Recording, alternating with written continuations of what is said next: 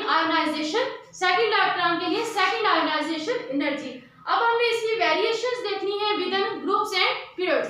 पहले हम देखते हैं within groups ionization energy की वेरिएशन विद इन ग्रुप्स। पहले हम देखते हैं कि जो आयोनाइजेशन एनर्जी है वो किन चीजों के ऊपर डिपेंड करती है।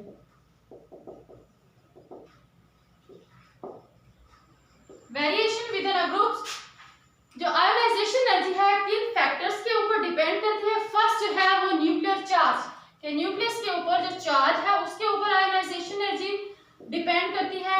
सेकंड जो फैक्टर है वो है साइज ऑफ एटम, एटम के साइज के ऊपर आयोनाइजेशन एनर्जी डिपेंड करती है। और जो थर्ड फैक्टर है वो है शील्डिंग इफेक्ट और स्क्रीनिंग इफेक्ट।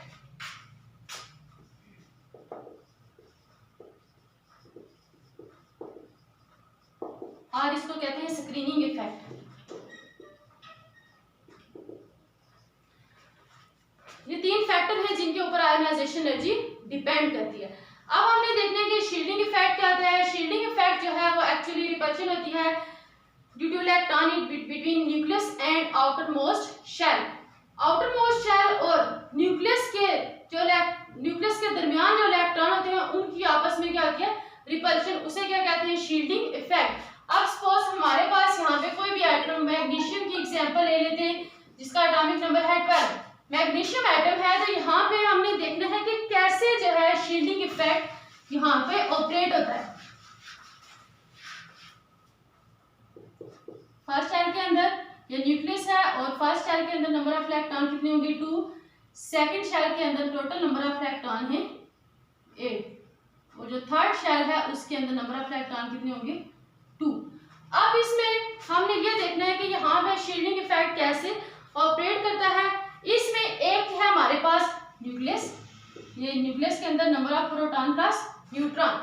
अब न्यूक्लियस के बाहर वाले जो शेल हैं, आउटर मोस्ट शेल और न्यूक्लियस के बिटवीन जो शेल हैं उन्हें कहते हैं हम इनर शेल, और जो लास्ट वाला शेल है ये हमारे पास है आउटर शेल। अब शील्डिंग इफेक्ट जो है वो किसकी वजह से होता है, ये जो इनर शेल है, न्यूक्लियस और आउटर मोस्ट जो शेल है इनके दरमियान फोर्स ऑफ अट्रैक्शन कम हो जाती है। किसकी वजह से, इनर शेल की वजह से। और इन शेल की वजह से जो इफेक्ट होता है उसे कहते हैं शील्डिंग इफेक्ट और स्क्रीनिंग इफेक्ट। यहाँ पे जो इलेक्ट्रॉन जितना न्यूक्लियस के करीब होगा उसके दरमियान फोर्स ऑफ अट्रैक्शन उतनी ही स्ट्रांग होगी। जैसे जैसे इलेक्ट्रॉन न्यूक्लियस से दूर जाता जाएगा, मीन के उसका साइज बड़ा होता जाएगा, तो जाहिर है फिर न्यूक्लियस और जो आउटर मोस्ट इलेक्ट्रॉन है उनके दरमियान क्या आ जाएगी, एक शील्ड आ जाएगी, स्क्रीनिंग हो जाएगी। मीन के यहाँ पे इनके दरमियान एक पर्दा सा बन जाएगा जिसकी वजह से आउटर मोस्ट शेल और न्यूक्लियस के दरमियान फोर्स ऑफ अट्रैक्शन कम होगी और इसकी वजह से यहाँ पे शील्डिंग इफेक्ट जो है वो ऑपरेट करेगा। सिंपल, जो आप लोगों ने पीछे जो 9th क्लास फर्स्ट ईयर में भी पढ़ा कि शील्डिंग इफेक्ट क्या होता है, जो इनर इलेक्ट्रॉन की वजह से काज होता है। वो इनर इलेक्ट्रॉन न्यूक्लियस और आउटर मोस्ट शेल के दरमियान जो इलेक्ट्रॉन होते हैं उन्हें हम कहते हैं इनर इफेक्ट। अब वो कहते हैं कि जो शील्डिंग इफेक्ट होता है वो इंक्रीज करता है जैसे जैसे एटम का साइज इंक्रीज होता है। एटम का साइज टॉप से बॉटम की तरफ आते हैं, एटॉमिक नंबर इंक्रीज करता है, नंबर ऑफ शेल इंक्रीज होते हैं, तो शील्डिंग इफेक्ट जो है वो इंक्रीज होता है। अब वो कहते हैं कि इसकी हम वेरिएशंस देखते हैं कि आयोनाइजेशन एनर्जी को इसके साथ रिलेट करते हैं कि ग्रुप्स के अंदर आयोनाइजेशन एनर्जी क्या इंक्रीज होती है या डिक्रीज। तो ग्रुप्स के अंदर जो आयोनाइजेशन एनर्जी है वो हमेशा डिक्रीज होती है, यानी कि कम होती है। टॉप से बॉटम की तरफ जब हम आते हैं ग्रुप्स में, टॉप से बॉटम की तरफ, तो आयोनाइजेशन एनर्जी जो वैल्यू है वो डिक्रीज होती है। उसकी वजह क्या है, टॉप से बॉटम की तरफ आएंगे, नंबर ऑफ शेल इंक्रीज होंगे। जब नंबर ऑफ शेल इंक्रीज होंगे तो फिर जो बैलेंस शेल होगा उसकी और न्यूक्लियस के दरमियान फोर्स ऑफ अट्रैक्शन कम होती जाएगी। जब फोर्स ऑफ अट्रैक्शन कम होगी तो वैलेंस शेल से इलेक्ट्रॉन को निकालना इजी हो जाएगा। अब इसकी सिंपल एग्जांपल हमारे पास जो फर्स्ट ए के एलिमेंट्स हैं अल्कली मेटल, उसमें देखें उसका जो फर्स्ट एलिमेंट है हमारे पास लिथियम, उसको देखें तो यहाँ पे जो लिथियम है इसमें नंबर ऑफ शेल हमने देखने हैं कि इसके अंदर नंबर ऑफ शेल कितने होते हैं, 2। और इसके बाद हम बॉटम की तरफ नंबर ऑफ शेल यहाँ पे होते हैं 2।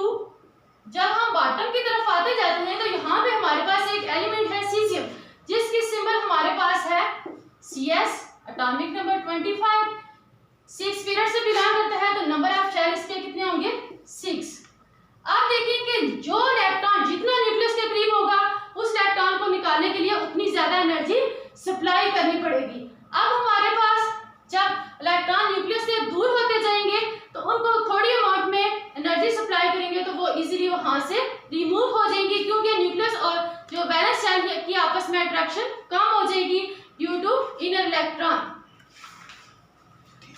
अब जो नेक्स्ट है उसकी वेरिएशन अक्रॉस पीरियड। ये तो हमने देखा ग्रुप्स के अंदर कि आयोनाइजेशन एनर्जी इंक्रीज करती है जब टॉप से बॉटम की तरफ आते हैं तो नंबर ऑफ शेल इंक्रीज होते हैं। नंबर ऑफ शेल इंक्रीज होने की वजह से क्या होगा कि न्यूक्लियस और जो आउटर मोस्ट शेल है उनके दरमियान फोर्स ऑफ अट्रैक्शन कम होगी, तो हम थोड़ी सी एनर्जी सप्लाई करेंगे तो वैलेंस शेल से इलेक्ट्रॉन को इजीली रिमूव कर लेंगे। अब हमने देखते हैं कि पीरियड्स के अंदर क्या आयोनाइजेशन एनर्जी इंक्रीज होती है या डिक्रीज। तो पीरियड्स के अंदर हमने आयोनाइजेशन जो एनर्जी है वो कहते हैं कि पीरियड्स में क्या होता है कि नंबर ऑफ शेल सेम रहते हैं, नंबर ऑफ शेल सेम रहते हैं लेकिन एटॉमिक नंबर इंक्रीज होता है। वो कहते हैं कि एटॉमिक नंबर जब इंक्रीज होगा, जितना एटम का साइज कम होगा उतने ही उसके ऊपर जो फोर्स ऑफ अट्रैक्शन न्यूक्लियस और इलेक्ट्रॉन की आपस में स्ट्रांग होगी और उसकी आयोनाइजेशन एनर्जी भी ज्यादा होगी। जैसे हमारे पास फर्स्ट जो है लिथियम का हम देखें, इधर हम मूव कर रहे हैं लिथियम से बेरिलियम की तरफ जा रहे हैं, उसके बाद बोरान है, कार्बन एंड सो ऑन। अब कहते हैं कि इन सब में नंबर ऑफ शेल तो सेम है, नंबर ऑफ शेल जब सेम है तो एटॉमिक नंबर इनका इंक्रीज कर रहा है, इसका 3 है, इसका 4 है, 5 एंड 6। तो जो सारे इलेक्ट्रॉन है वो एक ही शेल में आ रहे हैं। लिथियम में 2 शेल है, फर्स्ट के अंदर 2 इलेक्ट्रॉन और जो सेकंड है उसके अंदर 1 इलेक्ट्रॉन। अब बेरिलियम को देखें तो इसमें भी न्यूक्लियस है, फर्स्ट शेल के अंदर 2 इलेक्ट्रॉन होंगे, जो बाकी इलेक्ट्रॉन आएंगे वो सेकंड शेल के अंदर आएंगे। इसी तरह कार्बन में बोरान है तो इसमें भी जो 5 इलेक्ट्रॉन होगा वो उसी शेल के अंदर होगा। नंबर ऑफ शेल तो सेम है लेकिन एटॉमिक नंबर इंक्रीज होने की वजह से न्यूक्लियस और जो इलेक्ट्रॉन है इनके दरमियान फोर्स ऑफ अट्रैक्शन ज्यादा होंगी। जब फोर्स ऑफ अट्रैक्शन ज्यादा होंगी तो फिर इलेक्ट्रॉन को जब हमने निकालना है तो उसको ज्यादा एनर्जी सप्लाई करनी पड़ेगी। तो इसीलिए जो पीरियड्स के अंदर आयोनाइजेशन एनर्जी इंक्रीज करती है और जो ग्रुप्स हैं उनके अंदर आयोनाइजेशन एनर्जी क्या होती है? डिक्रीज, क्योंकि उसमें नंबर ऑफ शेल जो है वो इंक्रीज होते हैं। अब कहते हैं कि हमारे पास जो नेक्स्ट इसकी प्रॉपर्टी है periodic trend in physical properties, इसकी जो थर्ड प्रॉपर्टी है वो है इलेक्ट्रॉन एफिनिटी। अब जो इलेक्ट्रॉन एफिनिटी है वो इसका आयोनाइजेशन एनर्जी का उलट है। उसमें आयोनाइजेशन एनर्जी में हमने क्या किया?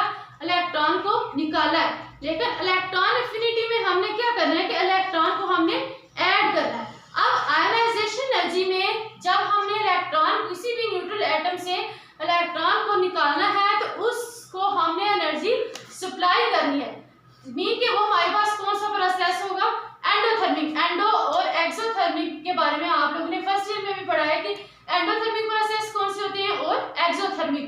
एंडो में क्या होता है कि हम एनर्जी उसको सप्लाई कर रहे होते हैं और उसकी जो वैल्यू होती है वो हमारे पास पॉजिटिव वैल्यू होती है, और जो एक्सोथर्मिक होते हैं कि एनर्जी जो है वो एटम से रिलीज हो रही है और वो हमारे पास नेगेटिव साइन के साथ आती है। अब जो इलेक्ट्रॉन एफिनिटी है ये आयोनाइजेशन एनर्जी का उलट है। इसमें क्या होता है कि इलेक्ट्रॉन एफिनिटी में हम इलेक्ट्रॉन को ऐड करते हैं और आयोनाइजेशन एनर्जी में हमने इलेक्ट्रॉन को रिमूव किया। इलेक्ट्रॉन एफिनिटी और इसको हम रिप्रेजेंट करते हैं ई ए से। सिंपल आप ई ए लिखते हैं तो इट्स मीन क्या है? ये इलेक्ट्रॉन एफिनिटी। अब कहते हैं कि इलेक्ट्रॉन एफिनिटी क्या है कि जब हम किसी भी एटम के अंदर इलेक्ट्रॉन को ऐड करेंगे तो पीछे भी हमने पढ़ा कि ऐड करने से वो हमारे पास क्या चीज बन जाएगी? एनायन, यानी कि उसके ऊपर नेगेटिव चार्ज आएगा। तो उस दौरान जब हमने इलेक्ट्रॉन को ऐड करना है तो वहां पे एनर्जी या तो एटम से रिलीज होगी या फिर उसके अंदर एब्जॉर्ब होगी। बहुत कम अमाउंट केसेस जो ऐसे हैं जहां पे एनर्जी उसके अंदर एब्जॉर्ब, मोस्टली एनर्जी क्या होता है? एनर्जी जो है वो रिलीज होती है। इसकी एग्जांपल हमारे पास है फ्लोरीन की। फ्लोरीन है जिसका एटॉमिक नंबर है हमारे पास 9। जब हमने इसके अंदर एक इलेक्ट्रॉन को ऐड कर दिया तो ये हमारे पास फ्लोराइड आयन बन गया। अब जब ये फ्लोराइड आयन बना तो इसकी जो इलेक्ट्रॉन एफिनिटी है वो हमारे पास कितनी आई है? इसकी जो एनर्जी है इसने कितनी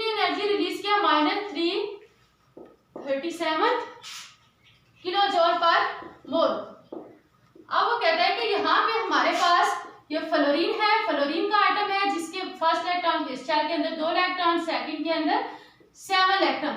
अब यहाँ पे इसके जो शेल है इसके अंदर 7 इलेक्ट्रॉन है। हमने क्या करना है कि इसका जो वैलेंस है इसको कंप्लीट करने के लिए यहाँ पे हमने इसको आयन के अंदर जब कन्वर्ट करना है तो यहाँ पे हम एक इलेक्ट्रॉन को ऐड करेंगे। जब हमने इलेक्ट्रॉन को ऐड कर लिया तो यहाँ से एनर्जी क्या होगी, रिलीज होगी, और वो हमारे पास कितनी है 337। जो एनर्जी रिलीज होगी उसको आपने हमेशा नेगेटिव साइन के साथ रिप्रेजेंट करना है, और वो हमारे पास कौन सा प्रोसेस होगा, एक्सोथर्मिक। अब आपकी बुक में एक और इसकी एग्जांपल उन्होंने लिखी है, फ्लोरीन के बाद हमारे पास है ऑक्सीजन। वो कहते हैं कि ऑक्सीजन जो है इसमें हमारे पास जो ऑक्सीजन है इसका एटॉमिक नंबर होता है हमारे पास 8। फर्स्ट शेल के अंदर नंबर ऑफ इलेक्ट्रॉन कितने होंगे, 2, और सेकंड जो शेल है इसके अंदर नंबर ऑफ इलेक्ट्रॉन 6। अब देखेंगे यहाँ पे हमारे पास जो ऑक्सीजन है इसका जो सेकंड शेल है इसके अंदर नंबर ऑफ इलेक्ट्रॉन कितने हैं, 6 है, लेकिन जो सेकंड शेल है इसके अंदर नंबर ऑफ इलेक्ट्रॉन कितने आते हैं, 8। हमने क्या करना है कि अगर ऑक्सीजन के अंदर एक इलेक्ट्रॉन को ऐड करना है तो ये इसके ऊपर नेगेटिव चार्ज आएगा और नेगेटिव, मीन कि यहाँ पे हमने एक इलेक्ट्रॉन को ऐड किया। अब इसकी जो फर्स्ट इलेक्ट्रॉन एफिनिटी की वैल्यू है, मीन कि जब आपने एक इलेक्ट्रॉन को यहाँ पे ऐड किया तो इसने जो एनर्जी रिलीज की इलेक्ट्रॉन ने वो हमारे पास कितनी है, -141 किलो जूल पर मोल। अब कहते हैं कि अगर अब यहाँ पे कितने इलेक्ट्रॉन हो गए, इसके वैलेंस शेल के अंदर नंबर ऑफ इलेक्ट्रॉन 7 है। अब हमें क्या करना है कि अगर इसके ऑक्टेट को कंप्लीट करना है तो इस uni negative ion uni mean 1, अभी ये हमारे पास यूनी नेगेटिव आयन है तो इसके अंदर हमने एक और इलेक्ट्रॉन को ऐड करना है। जब हमने एक और इलेक्ट्रॉन को ऐड करना है तो इसकी जो आयोनाइजेशन एनर्जी की वैल्यू होगी वो हमारे पास EA किसको रिप्रेजेंट कर रहा है, आयोनाइजेशन एनर्जी की वैल्यू हमारे पास EA2, और ये ऊपर जो है वो हमारे पास है, ये पहले मैंने आपको बताया कि ये क्या है, इलेक्ट्रॉन एफिनिटी, और जो आयोनाइजेशन एनर्जी है वो उसको IE से रिप्रेजेंट है। अब ऑक्सीजन में जब हमने यूनी नेगेटिव एक इलेक्ट्रॉन को ऐड किया तो इसकी जो EA यानी कि इलेक्ट्रॉन एफिनिटी की वैल्यू है वो हमारे पास है -141 किलो जूल पर मोल। लेकिन जब हमने इस यूनी नेगेटिव आयन के अंदर एक और इलेक्ट्रॉन को ऐड किया तो फिर इसकी जो इलेक्ट्रॉन एफिनिटी की वैल्यू आई हमारे पास वो है हमारे पास EA2, यानी कि सेकंड इलेक्ट्रॉन को ऐड करें तो EA2 जो है वो हमारे पास यहाँ पे आ गया +780 किलो जूल पर मोल। अब देखेंगे फर्स्ट हमने देखा कि जब हमने इलेक्ट्रॉन को ऐड करना है तो एनर्जी उससे रिलीज हो गया। जब एनर्जी रिलीज होगी तो एक्सोथर्मिक होगा, नेगेटिव साइन के साथ आएगा। लेकिन जब हमने सेकंड इलेक्ट्रॉन को ऐड किया तो एनर्जी इसकी जो है वो पॉजिटिव होगी। इट्स मीन यहाँ पे हमने एनर्जी इसको सप्लाई किया, और उसकी वजह क्या है कि यहाँ पे जो ऑलरेडी इलेक्ट्रॉन मौजूद था वो क्या कर रहा है कि जो ऑलरेडी यूनी नेगेटिव आयन था वो आने वाले न्यू इलेक्ट्रॉन को रिपेल कर रहा है। जब वो उसको रिपेल करता है तो फिर हमें उसको डबल एनर्जी जो है वो सप्लाई करना पड़ती है, तब वो जाके शेल के अंदर इंटर होगा, तो इसलिए ये एनर्जी को गेन करेगा और हमारे पास उसकी वैल्यू जो है वो पॉजिटिव साइन के साथ आएगी। आज ये पेपर में क्वेश्चन पूछा जाता है कि why first electron affinity is negative and second is positive, तो उसका मतलब ये है कि जो इनकमिंग जब हम सेकंड इलेक्ट्रॉन को ऐड करते हैं तो जो इनकमिंग इलेक्ट्रॉन होता है वो ऑलरेडी जो इलेक्ट्रॉन इसके अंदर मौजूद होता है वो उसको रिपेल करता है। रिपेल करने की वजह से फिर हम उसको ज्यादा एनर्जी सप्लाई करते हैं कि बाय रिपेल ना हो बल्कि जाके यहाँ पे अकोमोडेट हो जाए, तो इसलिए ये एनर्जी को गेन करता है और वो हमारे पास जो है वो पॉजिटिव साइन के साथ आएगी और वो हमारे पास 780 किलो जूल पर मोल है। अब ये इलेक्ट्रॉन जो एफिनिटी है इसको जो एक्सप्रेस इसको जो जाहिर करते हैं एनर्जी का यूनिट वो सेम है, किलो जूल पर मोल है, जैसे हमने देखा आयोनाइजेशन एनर्जी के अंदर। अब इसका जो जनरल ट्रेंड है वो हम देखते हैं, जो इलेक्ट्रॉन एफिनिटी है वो किन फैक्टर्स के ऊपर डिपेंड करती है, कौन कौन से फैक्टर हैं जिनके ऊपर इलेक्ट्रॉन एफिनिटी डिपेंड करती है। पहला जो फैक्टर है वो है साइज ऑफ एटम, यानी कि एटम का साइज। सेकंड जो फैक्टर है वो है न्यूक्लियर चार्ज, न्यूक्लियस के ऊपर जो चार्ज होगा उसके ऊपर इलेक्ट्रॉन एफिनिटी जो है वो डिपेंड करती है। और जो थर्ड फैक्टर है जिसके ऊपर इलेक्ट्रॉन एफिनिटी डिपेंड करती है वो है vacancies in outer most shell, कि आउटर मोस्ट शेल के अंदर जितने इलेक्ट्रॉन की वैकेंसीज होंगी उनके ऊपर इलेक्ट्रॉन एफिनिटी डिपेंड करेगी। जैसे हमने यहाँ पे देखा ऑक्सीजन के केस में, ऑक्सीजन का जो आउटर मोस्ट शेल था उसके पास 2 इलेक्ट्रॉन की वैकेंसी थी। तो इसी तरह कहते हैं कि जो इलेक्ट्रॉन एफिनिटी है वो 3 फैक्टर के ऊपर डिपेंड करती है, size of atom, nuclear charge and vacancies in outer most shell.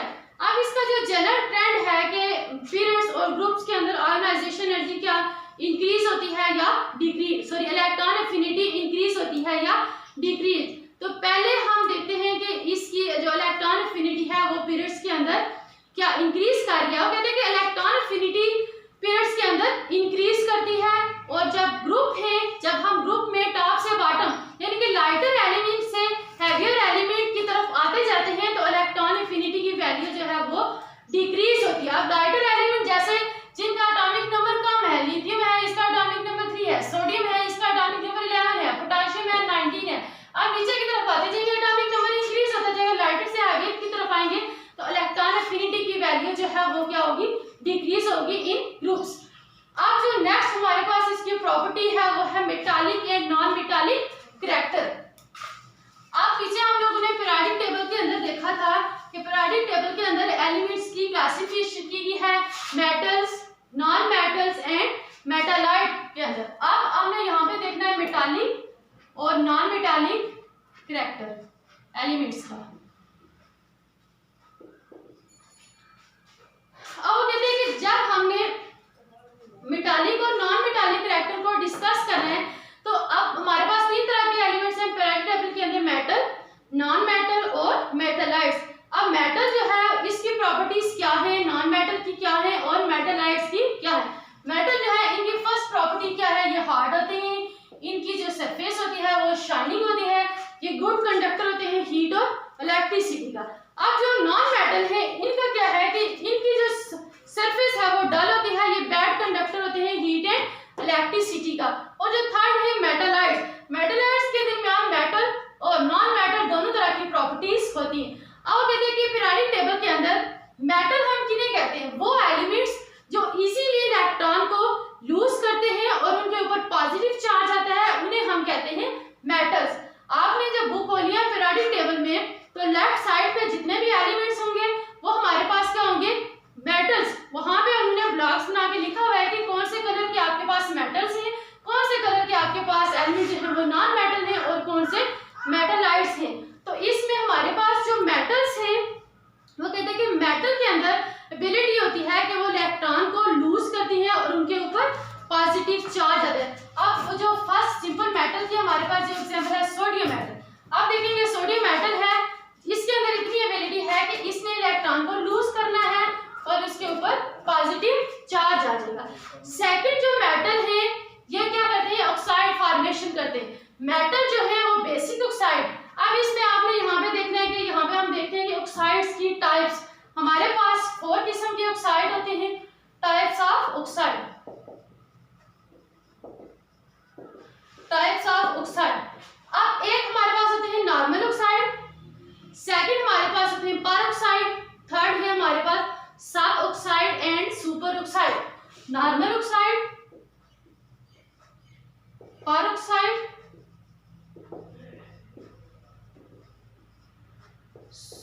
Super oxide और सब ऑक्साइड। अब यहाँ पे हमारे पास जो नॉर्मल ऑक्साइड है इनको आगे से 3 टाइप्स के अंदर डिवाइड किया गया है, acidic oxide, basic and amphoteric oxide. Acidic oxide, basic and amphoteric oxide. और एम्फोटेरिक जो ऑक्साइड होते हैं वो दोनों तरह के बिहेवियर शो करते हैं, acidic and basic. Normal oxide को 3 टाइप्स के अंदर डिवाइड किया गया है, एसिडिक ऑक्साइड, बेसिक और एम्फोटेरिक ऑक्साइड।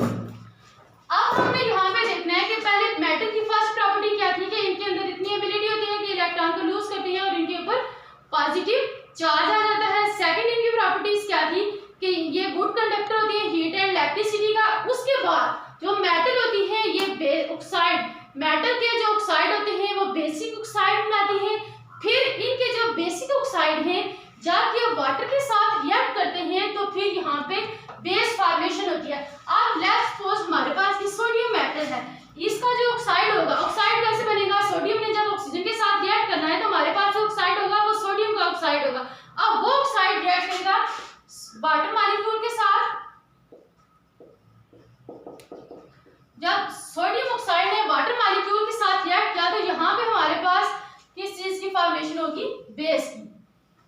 तो मेटल जो है वो बेसिक ऑक्साइड देती है और उन बेसिक ऑक्साइड को जब हम वाटर के अंदर डिसॉल्व करते हैं तो हमारे पास स्ट्रॉन्ग बेस की फॉर्मेशन होती है। अब वो कहते हैं कि मेटल की एक प्रॉपर्टी ये है कि जब टॉप से बॉटम की तरफ हम आते हैं तो इनका साइज इंक्रीज करता जाता है, नंबर ऑफ शेल इंक्रीज करते हैं। ये हमने आगे भी डिस्कस किया है कि टॉप से बॉटम की तरफ आएंगे, नंबर ऑफ शेल इंक्रीज करेंगे और मेटल के जो वैलेंस शेल है उससे इलेक्ट्रॉन निकालना इजी होगा।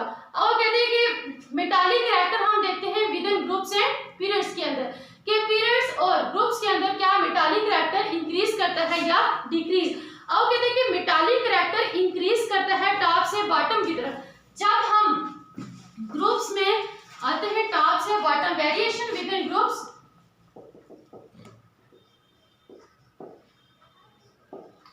टॉप से बॉटम की तरफ हम आएंगे जब मेटालिक कैरेक्टर क्या करेगा, इंक्रीज करेगा।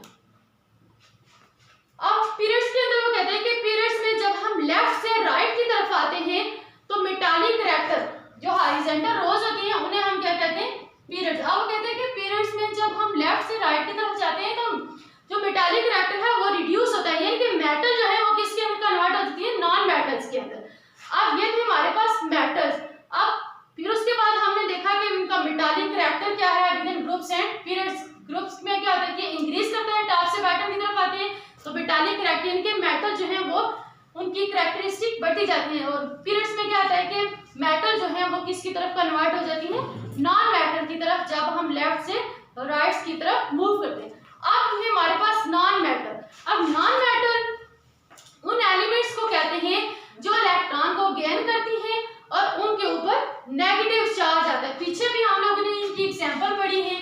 नॉन मेटालिक कैरेक्टर यहाँ पे हम कैसे डिस्कस करेंगे, नॉन मेटल को हम देखेंगे तो कहते हैं कि नॉन मेटल उन एलिमेंट्स को कहते हैं जब वो इलेक्ट्रॉन को गेन करते हैं तो उनके ऊपर नेगेटिव चार्ज आ जाता है।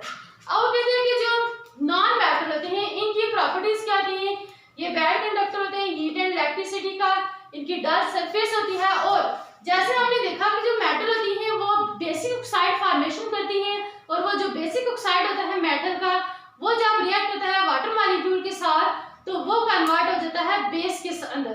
लेकिन जो नॉन मेटल होती है ये एसिडिक ऑक्साइड फॉर्मेशन करती है।